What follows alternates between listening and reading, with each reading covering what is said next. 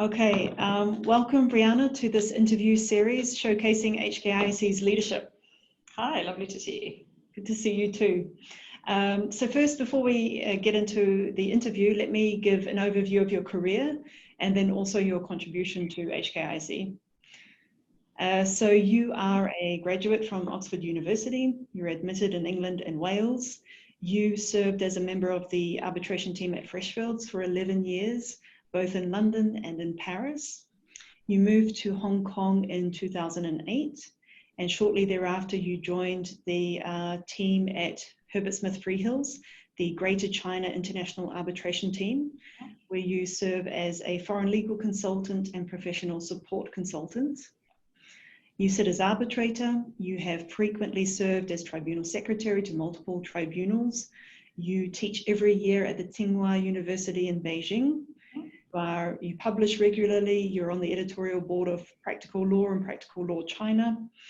And very importantly, you are currently the co-chair of the Law Reform Commission Subcommittee on outcome-related fees in arbitration in Hong Kong. Yeah, that's right. Yeah, and we'll be seeing a consultation paper coming out of that work shortly, I believe. Yes, that's right. Yeah. In terms of your work at HKIAC, you were a member of the Proceedings Committee from 2014 to this year, 2020.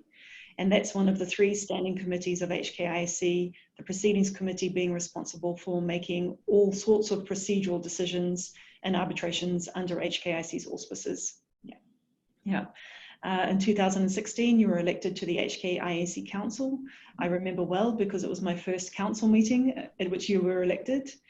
In 2013 and 2018, you were a member of the drafting committees of the rules revision processes, very important processes that took place over about a year each and resulted in one of the main products of the HKIAC being our administered arbitration rules. Yeah, that's right. In 2016, you were also co-chair of the HKIAC Task Force on Third-Party Funding. And then earlier this year in June, you were elected unanimously by Council as Vice Chairperson of HKIAC. Yeah. And that makes you part of the Executive Committee, which is the smaller leadership group within HKIAC's broader governance structure. Yeah. So you've done a lot. So my first question really is, I mean, you have done a lot for HKIAC, both in a technical sense and in a strategic sense. And my first question is, now that you have taken up the role of Vice Chairperson, how do you see that role and how do you see your mission at HKIAC? I think it's really a continuation of everything I've done before, but with the addition of a more formal role to support you as Secretary General and the co-chairs, and that can be everything from technical, amending the memoranda and articles of the centre, to the more strategic and to the business development side. You're helping to promote HKIAC and its services through speaking events, moderating panels, all of the things that you do and that David and Rimsky and my fellow vice chairs do to help keep the centre front of mind. Yeah, and also along with your role at HKIAC, you're of course a member of a highly successful international law firm that specialises in international arbitration. How do you see that HKIAC serves your client base? A couple of ways. The thing that really stands out for me is the quality of the secretariat at HKIAC, both in my own experience and just anecdotally talking to my colleagues and peers at other firms. I think counsel are all excellent. The secretariat lawyers are all very efficient, very high quality secretariat services, and that makes a big difference to the way arbitrations run in practice at HKIAC. HKIAC is very cost conscious, and the rules are set up so that HKIAC arbitration is cost effective. In particular, the choice of being able to pay the arbitral tribunal either hourly or based on the sum in dispute, and that's in practice a big help to clients. And also the fact that the administered arbitration rules are really, I think, one of the most comprehensive sets of rules out there. And they deal in the rules with almost all of the situations that come up in practice for clients. Emergency arbitration, med-arb, complex arbitration, so consolidation, joinder, filing under multiple contracts. And that means they work practically for clients. And as counsel, there's little you have to do to amend them. Yeah. In recent years, there's been quite a bit of attention on diversity in international arbitration, and in particular on gender diversity. And there's also been increasing focus on running arbitrations in a greener way, and perhaps even more so now with the results of more virtual hearings because of COVID-19. But how do you see HKIC working in both of those areas? Really proactively, which I'm delighted by, because they're both areas that I personally feel really strongly about, as you know, and it's been great to work with you and the team on both of those issues. On gender diversity, I think HKIC has really pushed ahead and made some really great strides in the last few years. The Centre signed the ERA pledge in, I think, 2016.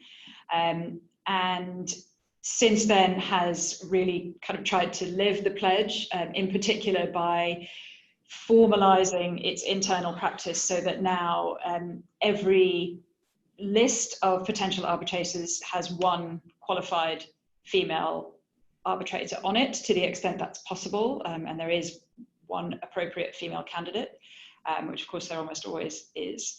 If I've understood rightly, I think we've then achieved a tripling of female arbitrator appointments since the Centre signed the pledge, which is fantastic.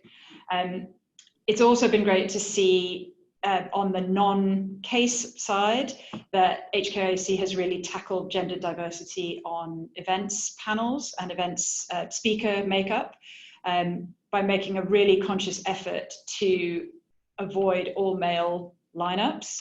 And I'm told that in the webinar series that HKIC has run during the course of this year, 52%, I think, of our speakers have been female. And I don't get the sense that we've had to try too hard to find those speakers, and they've all done a great job. So that's been fantastic to see. HKIC has its own Women in Arbitration program, as you know, which is a great forum for women in Hong Kong arbitration and beyond to get together and network. So lots going on that front and lots of tangible results. On the environmental side, again, lots of proactive steps have been taken. HKIC is a member of the Campaign for Greener Arbitrations, is on the steering committee, and as part of that has been working with other stakeholders to figure out how to make arbitration less impactful on the environment. And that's involved everything from helping to draft procedural orders to reduce printing, reduce travel, generally take account of the quite high environmental impact of arbitration as we all used to do it. And then also closer to home, we've been trying for a number of years, as you know, to reduce the environmental impact of HKIC events and within the centre in its day-to-day running as well. So again, everything from not providing plastic bottles of water, not printing out handouts, not using disposable cutlery, all small things, but they've added up to some really quite noticeable differences and hopefully quite a big impact. Yeah. There have been a number of significant developments in the arbitration space in Hong Kong over recent years. What do you see as some of the most significant developments? I think the interim relief arrangement between Hong Kong and mainland Chinese government, which came into effect last October, is probably the headline development, and has been, everyone has said this, but it really has been a game changer. So what it means is that if you are arbitrating in Hong Kong at HKIC and at a handful of other institutions, you are entitled to go to the mainland Chinese courts for interim relief in support of your arbitration. So evidence preservation and asset preservation primarily. That is a big deal because the mainland Chinese courts do not offer that support to arbitrations seated anywhere else outside the mainland itself. And we've seen what a big deal it is because people have started using it right from the get-go. So I think in less than a year, HKIC alone has seen 26 applications under the arrangement, the vast majority of which have been granted by the Chinese courts, and almost all of those have been to preserve assets. And I think at the last count, those assets were worth well over 1.3 billion US dollars. Yeah. So you can see it's really being used in practice. It's filling a need. And the other thing to flag about it is that it's being used by non-mainland parties and by mainland Chinese parties, and both sides are finding this is helpful to support them in their claims and disputes. So that's been great. There's also the government's pilot visa-free program, which allows people participating in arbitration in Hong Kong to enter Hong Kong without having to obtain a working visa.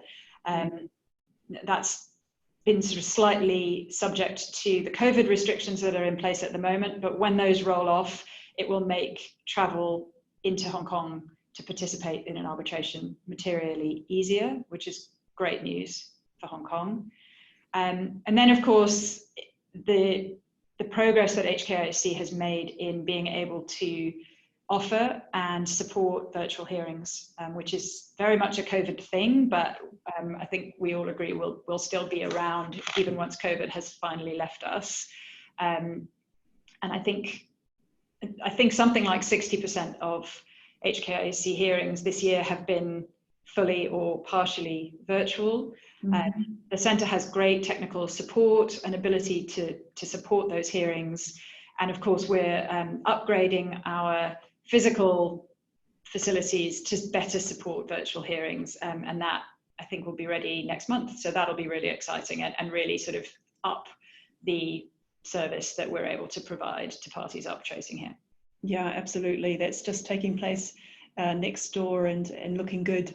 So we're looking forward to that. And you're right, 60% of cases to date at the centre have been partially or fully virtual. And then we look ahead to the bookings through the end of the year, we see that, again, 60% of those require virtual hearing support. So it will be with us for a while to stay, I'd say.